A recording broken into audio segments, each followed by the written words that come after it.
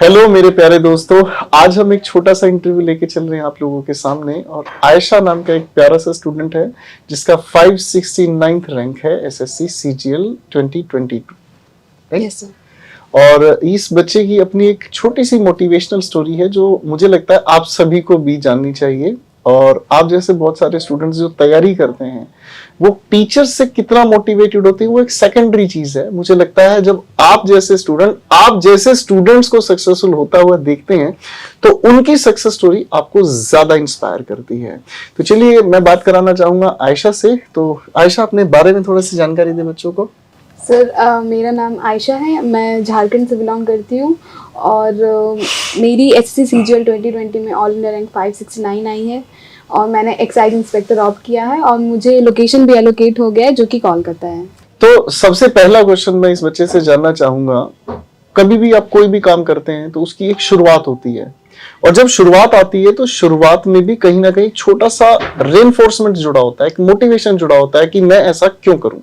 तो आयशा, आपकी लाइफ में ऐसा क्या हुआ कि आपने गवर्नमेंट जॉब की प्रिपरेशन शुरू की, एसएससी की शुरुआत की, एसएससी के अंदर सीजीएल को प्रायोरिटी दी, एसएससी भी बहुत सारे एग्जाम्स कंडक्ट करता है। So how did it happen?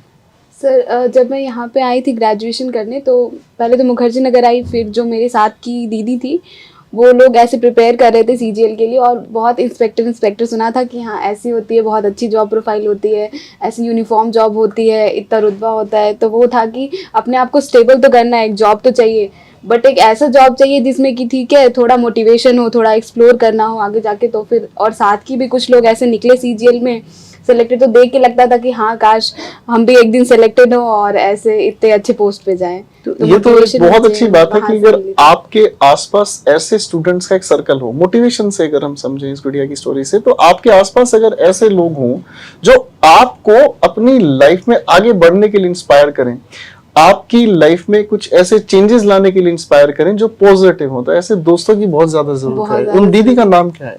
Sir एक दीदी थी हमारे पीजी में ही, सेजल दी और नेहा दी, वो दोनों सीएसएस में सेलेक्ट हुई हैं, एक एमईए में सेलेक्ट हुए हैं। तो उन लोगों को देख के ऐसा था तीन लोगों से इंस्पिरेशन आपको मिली है। That's lovely to hear. और जब ये सक्सेस स्टोरी शुरू होती है तो सक्सेस स्टोरी में बहुत सारे एलिमेंट्स आपकी मदद करते हैं, जैसे टीचर का रोल होता है, फैमिली का रोल होता है, बुक्स का रोल होता है, और इसके अलावा अगर हम कहें तो बहुत सारी ऐसी हर्डल्स होती हैं जो आपको आपकी अचीवमेंट में रोकती हैं।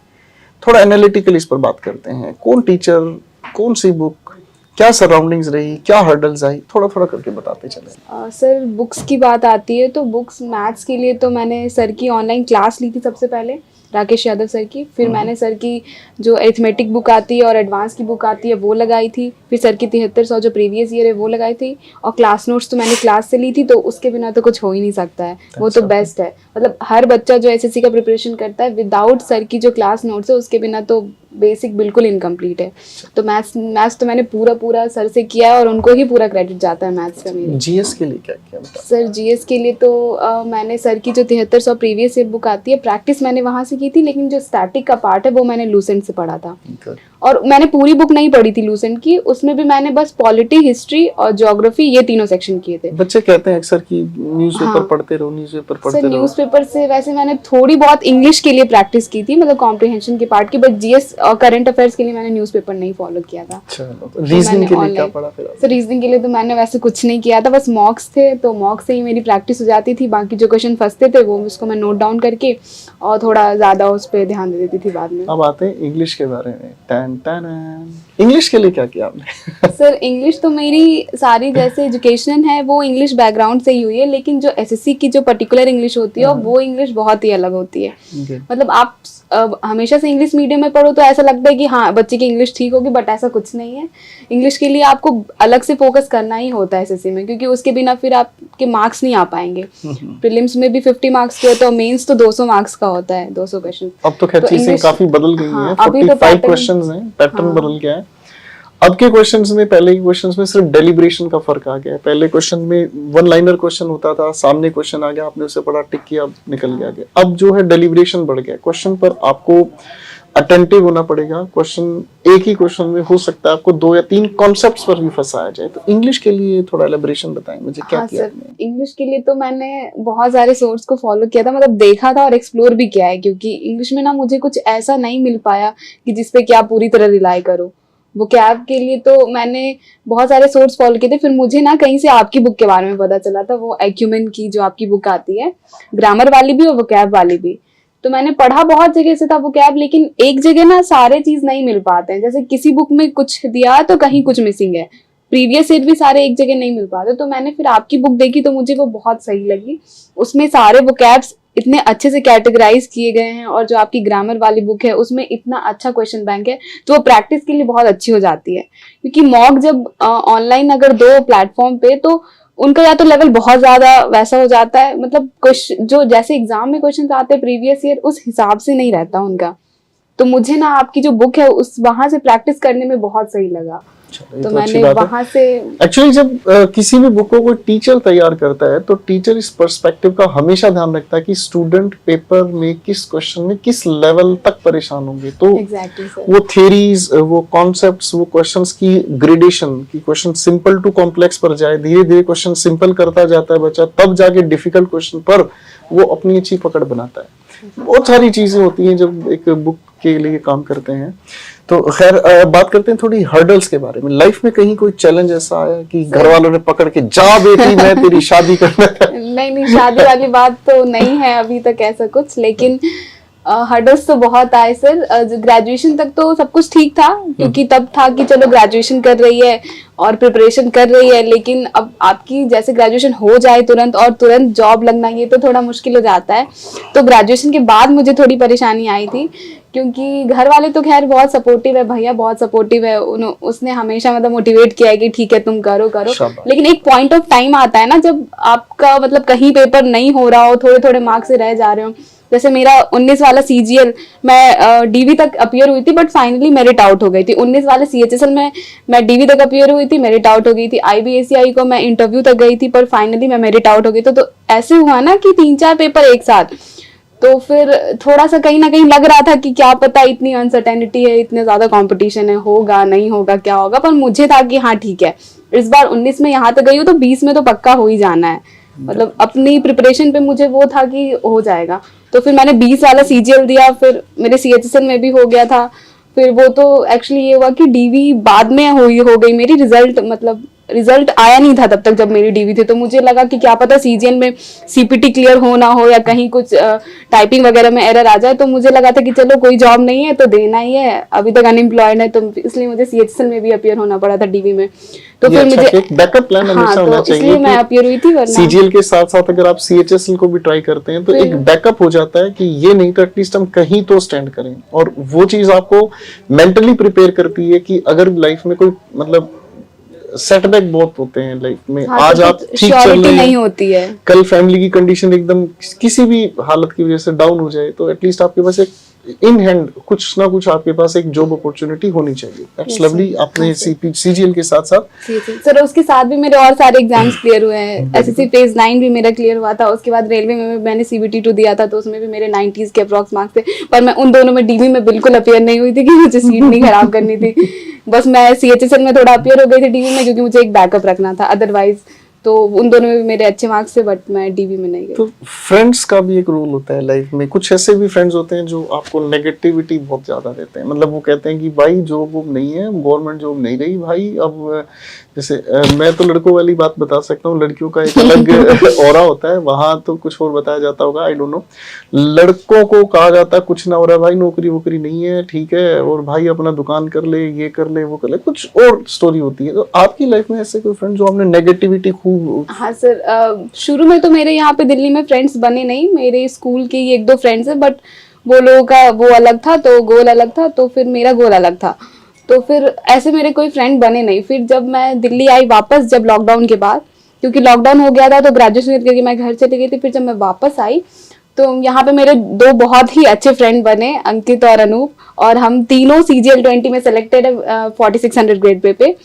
एक GST इंस्पेक्टर ही है और एक प्रिवेंटिव ऑफिसर है। तो मैं इन दोनों का बहुत ज्यादा रोल रहा है मेरी लाइफ में, मतलब CGL की जर्नी में स्पेशली, क्योंकि जब हम लोग साथ में पढ़ाई करते थे तो ऐसा बहुत हेल्दी कंपटीशन होता था कि मार्क्स कौन कितने मार्क में लेके आएगा, और हाँ ये बहुत अच्छा हेल्दी कंपटीशन था। और जैसे किसी को कोई कॉन्सेप्ट नहीं समझ आ रहा हो, चाहे वो मैथ्स का हो, इंग्लिश का हो, जीएस का हो, तो वो हम आपस में बहुत अच्छे से डिस्कस करते थे। झारखंड से हैं, हाँ मैं थोड़ा सा क्वेश्चन ऑफ ट्रैक पूछ रहा हूँ, आप प्लीज माइंड मत करना।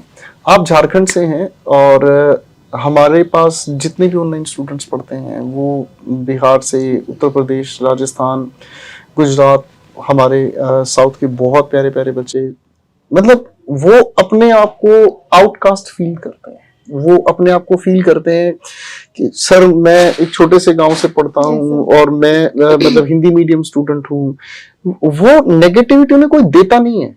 हाँ। वो नेगेटिविटी कहीं ना कहीं वो अपने आप फील करते हैं और वो चीज उनके बिहेवियर में आकर उनको ना पढ़ने पर मतलब उनको नेगेटिव करती है और वो फील करते हैं कि यार हमसे नहीं हो पाएगा। तो क्या आपके साथ ऐसा हुआ कि हाँ सर, जहाँ दिल्ली का स्टूडेंट है, फॉर एग्जाम्पल किसी अच्छे स्कूल का स्टूडेंट है, किसी अच्छी फैमिली का स्टूडेंट है, मैं उनके साथ कैसे कॉम्पीट कर पाऊंगी, मतलब मैं एक ऐसी जगह से हूँ, मैं बुरा मत मानना, लेकिन बच्चों के बीच में ऐसा होता है। आप डीयू में पढ़े हैं, आप अपने वहां से छोड़कर डीयू में आए तो आपने देखा होगा यार यहाँ तो अलग ही तरह के लोग हैं, अलग तरह की चमक दमक है इनका लिविंग स्टैंडर्ड। तो ऐसी नेगेटिविटी से मतलब जो एक ऑरा क्रिएट करता है उस पे कैसे काबू पाया? सबसे पहले तो ये चीज तो बिल्कुल हुआ था मेरे साथ भी। जब मैं झारखंड देवघर से आती हूँ तो वहां से जब मैं दिल्ली आई थी ग्रेजुएशन करने, क्योंकि जो ऑनलाइन है ना ये अभी हो गई हैं चीजें, तो उस टाइम पे ऑनलाइन ऐसा कुछ था नहीं कि मैं घर पे रह के प्रिपरेशन कर लूं, क्योंकि ये चीज तो अब आई है। तो तब मुझे था कि मुझे जाके कुछ तो करना है दिल्ली जाके। तो मैं ग्रेजुएशन करने आई यहाँ पे कॉलेज में, जैसे दिल्ली के सारे स्टूडेंट रहते थे, मुखर्जी नगर में भी इवन, या फिर जहाँ पे आप क्लासेस करने जाओ वहाँ पे, तो ये तो लगता था कि ठीक है इतनी ज्यादा भीड़ है, क्या मेरे से हो पाएगा भी नहीं हो पाएगा, इतनी ज्यादा कंपटीशन है, इतने सारे मेरे से इवन अच्छे बच्चे जो है कंपटीशन में लगे हुए, और एसएससी में तो सारे सेलेक्टेड बच्चे रिपीट करते रहते हैं, तो वो चीज का हमेशा लगता था कि क्या हो पाएगा नहीं हो पाएगा। पर फिर ये था ना कि इसके अलावा कोई ऑप्शन नहीं है मेरे पास, अगर मैं नहीं करती हूँ तो इसके बाद मेरा क्या होगा, सबसे ज्यादा ये चीज था। तो इस वजह से ये क्वेश्चन मैं अपने आप से पूछती थी और फिर मुझे लगता था कि नहीं अब तो करना है, इसके अलावा कोई ऑप्शन दूसरा है ही नहीं। तो सर बस ये चीज मोटिवेट करती थी मुझे। ये समझ में आया आपकी स्टोरी से, अगर आप अपने लिए सोच लें कि यही मेरे लिए एक अल्टीमेट गोल है, इसके अलावा कोई ऑप्शन ही नहीं, कोई ऑप्शन नहीं है, तो फिर शायद ऐसा कोई सवाल जो आपका दिमाग अपने आप क्रिएट करता है, जो आपकी सिचुएशन के अकॉर्डिंग आपका दिमाग आपके चारों ओर दिखाने की कोशिश करता है। फॉर एग्जाम्पल मान लीजिए मेरे सामने एक ऐसा इंसान बैठा हुआ है जिसने अरमानी की टी शर्ट पहनी हुई है, मतलब बहुत महंगा कपड़ा उसने पहना हुआ है, मैं 250 रुपए की टी शर्ट पहने हुई हूँ। और सर लड़कियों में ये चीज तो बहुत ज्यादा होती है, मैं 250 रुपए की टी शर्ट पहने हुई हूँ। उस इंसान ने मुझे नहीं कहा कि मैं अरमानी की पहने हुई तुम मेरे को इंफीरियर या सुपीरियर फील करो, लेकिन मेरा दिमाग अपने आप वो चीज क्रिएट करता है। तो अगर आप लाइफ में ऐसी सिचुएशंस में आते हैं तो अल्टीमेट एक चीज को माने, जो आपका गोल है वो ज्यादा इंपॉर्टेंट है रादर देन दीज ट्रिफल्स। इन छोटी चीजों को इग्नोर करके बेटर है अपने गोल पर आप फोकस करें। लाइफ में सोशल मीडिया का बहुत बड़ा रोल होता है, है? तो सोशल मीडिया में आज के समय में आपके लिए यूट्यूब क्या रोल प्ले करके गया? सर यूट्यूब से तो मैं बस मतलब थोड़ा बहुत ऐसे कुछ देखना हो, कुछ करना हो तो बस इतना ही करती थी। मैं सोशल मीडिया पे इतनी एक्टिव भी नहीं हूँ। जब से मैंने मतलब फोकसली अपना ये प्रिपरेशन स्टार्ट किया था तो फिर मैं एक्टिव भी नहीं थी, और यूट्यूब का भी मतलब इतना ज्यादा मैंने यूज नहीं किया है। तो थोड़ा बहुत कभी अगर कुछ देखना हो जैसे करंट अफेयर्स वगैरह, तो इतना ही, इससे ज्यादा मुझे इतना इंटरेस्ट नहीं था तब। मतलब अब तो मैं देख लेती हूँ काफी टाइम, जैसे कुछ देखना होता है, सीखना होता है तो अब मैं देख लेती हूँ। तभी इतना ज्यादा मैं यूट्यूब नहीं देखती थी, बस पढ़ाई पे फोकस रहता था, और अगर कुछ डाउट्स होते थे, कुछ डिस्कशन होता था तो अपने फ्रेंड्स के साथ कर लेती थी बस।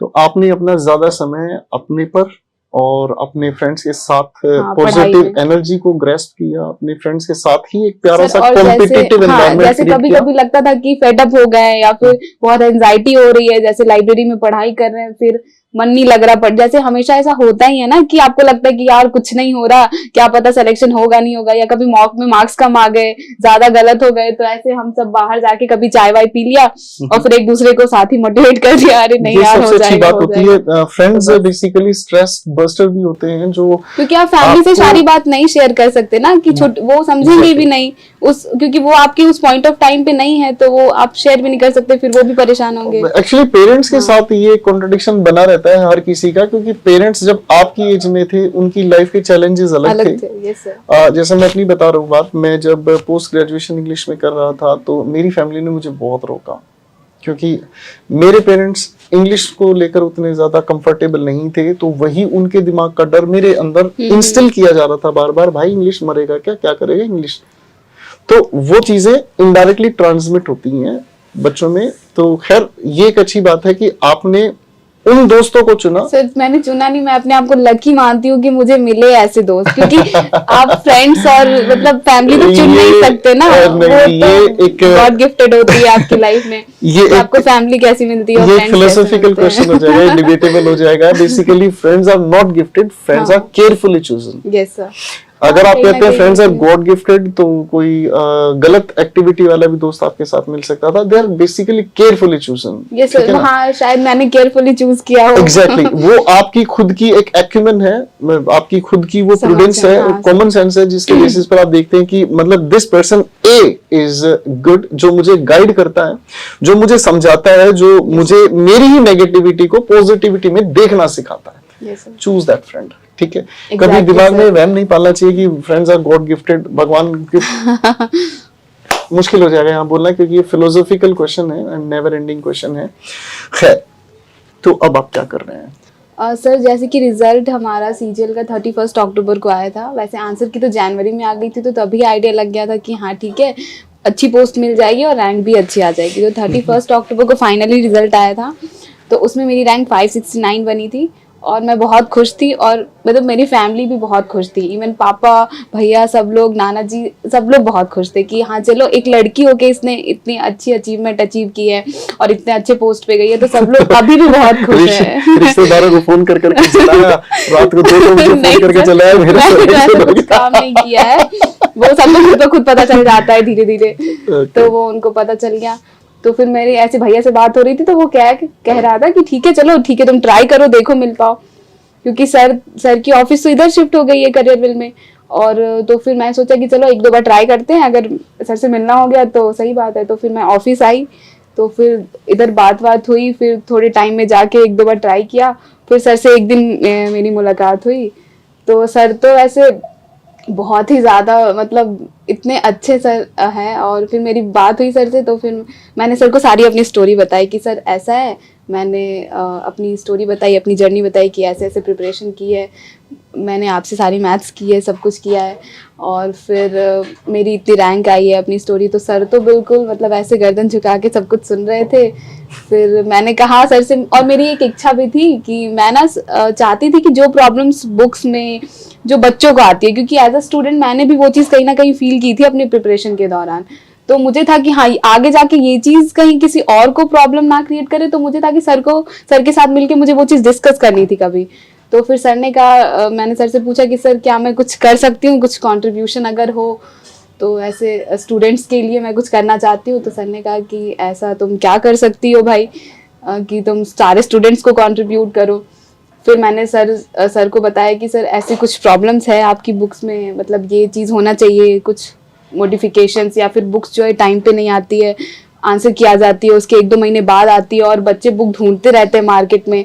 कि जैसे हमारा क्या होता था ना, जब हम प्रिपरेशन करते थे तो ऐसा लगता था कि जैसे कोई पेपर हुआ, चाहे वो सीपीओ का हुआ, टीसीएस ने जो भी पेपर कराए, तो वो मार्केट में आ जानी चाहिए एटलीस्ट 1 वीक के अंदर है आंसर के आने के बाद, और हम ढूंढते रहते थे तो वो बुक हमें मिलती नहीं थी। रोज मार्केट में जाओ, शॉप पे जाओ, पूछो, फिर और भी बहुत सारी चीज़ें हैं। तो वो चीज़ मैंने सर को बताई कि हाँ बुक के कंटेंट के अंदर भी मतलब थोड़ा बहुत कुछ रहता था कि हाँ सॉल्यूशंस में कुछ ऐसे हो, इस तरीके से हो तो ज़्यादा बेटर रहेगा बच्चों के अंडरस्टैंडिंग में।